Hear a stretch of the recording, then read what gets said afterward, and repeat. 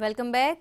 કાંટાની વાડમાં દીપડો ફસાયો હોવાના સમાચાર મળી રહ્યા છે। અમરેલીના બતપુરની આ ઘટના છે કે જ્યાં દીપડાને કાઢવાની જહેમત હાથ ધરાઈ છે।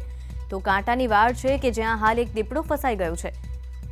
અમરેલીના બાતપુરની આ ઘટના છે કે જ્યાં દીપડો ફસાવાની જે ઘટના સામે આવી છે તેને બચાવવા માટે હવે કામગીરી હાથ ધરાઈ છે। તો દ્રશ્યોમાં જોઈ શકાય છે ઈટીવીના એક્સક્લુઝિવ દ્રશ્યો છે આ કે જ્યાં દીપડો ફસાયો છે કાંટાની વાડમાં અને તે ત્યાંથી બહાર નથી નીકળી શકી રહ્યો। ત્યારે તેને બચાવવા માટે હવે કામગીરી શરૂ કરાઈ છે, તંત્રને જાણ કરી દેવાઈ છે।